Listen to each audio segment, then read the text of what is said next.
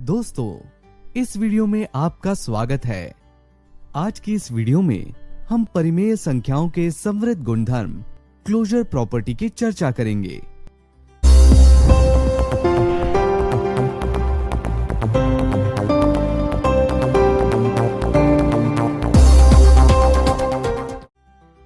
बच्चों, पिछली कक्षाओं में आपने संख्याओं के बारे में तो पढ़ा ही होगा। चलिए एक बार इसे दोहराते हैं। बच्चों, प्राकृत संख्या कौन सी होती है? सर, जिन संख्याओं की सहायता से हम गिन पाते हैं उन्हें हम प्राकृत संख्या कहते हैं। जैसे कि हमारे एक हाथ में 1, 2, 3, 4 और 5 उंगलियां हैं। शाबाश राहुल। बच्चों, अब थोड़ा आगे बढ़ते हैं और इन प्राकृत संख्याओं में शून्य को जोड़ देते हैं।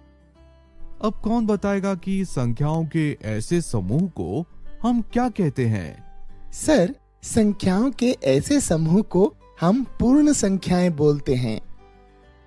सही कहा मोहन। बच्चों, आप सब जानते ही होंगे कि कई बार हमें ऋणात्मक संख्याओं का इस्तेमाल करना पड़ता है। जैसे कि ठंड के दिनों में कई जगहों पर तापमान को एक ऋणात्मक नेगेटिव संख्या से दर्शाते हैं, जैसे -2 डिग्री सेल्सियस। बच्चों, यदि ऋणात्मक संख्याओं को पूर्ण संख्याओं में जोड़ दें तो प्राप्त संख्याओं के समूह को क्या बोलेंगे? सर, ऐसे संख्याओं के समूह को हम पूर्णांक बोलते हैं। शाबाश राहुल, तुम्हें तो पिछली कक्षा का सब कुछ ध्यान है।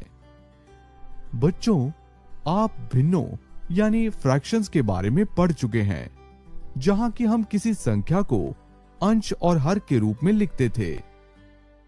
अब इस संख्या रेखा को देखिए। इसमें शून्य के दाईं ओर जाने पर हमें धनात्मक संख्याएं मिलती हैं और शून्य के बाईं ओर जाने पर हमें ऋणात्मक संख्याएं मिलती हैं।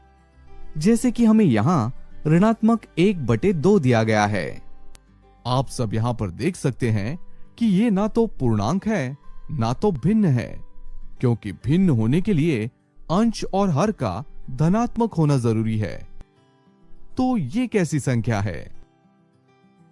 सर, यह एक परिमेय संख्या है। शाबाश मोहन। बच्चों, अब परिमेय संख्या की परिभाषा बताओ। सर, परिमेय संख्याएं वो संख्याएं हैं जिन्हें हम P/Q के रूप में लिख सकते हैं, जहां की P और Q एक पूर्णांक हैं और Q शून्य के बराबर नहीं होता। सर, Q शून्य के बराबर क्यों नहीं हो सकता? मोहन, यदि मैं तुमसे 8/2 का मान पूछूं तो तुम क्या करोगे?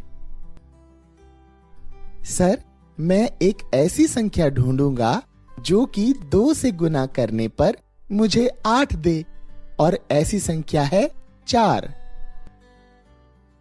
शाबाश मोहन। अब 8/0 का मान ज्ञात करो। सर, यह तो हो ही नहीं सकता। मुझे ऐसी कोई संख्या ही नहीं मिल रही जो कि 0 से गुना करने पर मुझे 8 दे। सही कहा मोहन। और ऐसी संख्या को हम अपरिभाषित या नॉट डिफाइंड कहते हैं। सर, मैं समझ गया। बच्चों, आपने पिछली कक्षा में समृद्ध गुणधर्म के बारे में पढ़ा ही है, तो बताइए कि समृद्ध गुणधर्म क्या होता है? जब कभी हम किसी समुच्चय यानी सेट के संख्याओं पर किसी संक्रिया का उपयोग करते हैं और प्राप्त फल भी उसी समुच्चय के अंदर आता है, तो हम उस समुच्चय को उस संक्रिया के लिए समृद्ध मानते हैं। शाबाश राहुल। बच्चों, अब इन पूर्णांकों का जोड़ करके देखिए। क्या इन्हें जोड़ने पर हमें पूर्णांक मिल रहे हैं? आप भी वीडियो को रोककर सोच सकते हैं।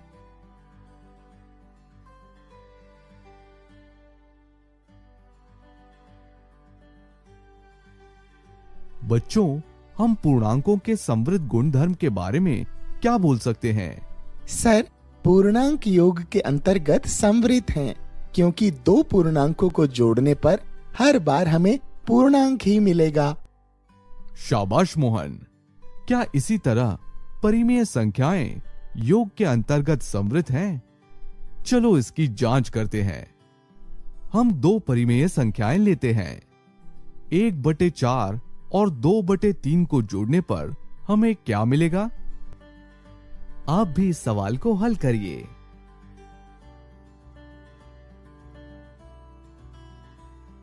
बच्चों, क्या ये भी एक परिमेय संख्या है? हाँ सर, ये तो एक परिमेय संख्या है। बच्चों, अब निम्नलिखित परिमेय संख्याओं को जोड़कर देखो। बच्चों, आप देखेंगे कि कोई भी परिमेय संख्या को जोड़ने पर एक परिमेय संख्या ही मिलती है, क्योंकि परिमेय संख्याएं योग के अंतर्गत समृद्ध यानी कि क्लोज्ड हैं। बच्चों, इस सत्र में हमने विभिन्न प्रकार की संख्याओं के बारे में जाना, जैसे कि प्राकृत संख्याएं, पूर्ण संख्याएं, पूर्णांक और परिमेय संख्याएं, और परिमेय संख्याओं के जोड़ के अंतर्गत समृद्ध गुणधर्म की जांच भी की। अगली वीडियो में हम व्यवकलन तथा गुणन पर समृद्ध गुणधर्म की चर्चा करेंगे। इस सत्र में इतना ही। मिलते हैं अगले सत्र में। धन्यवाद।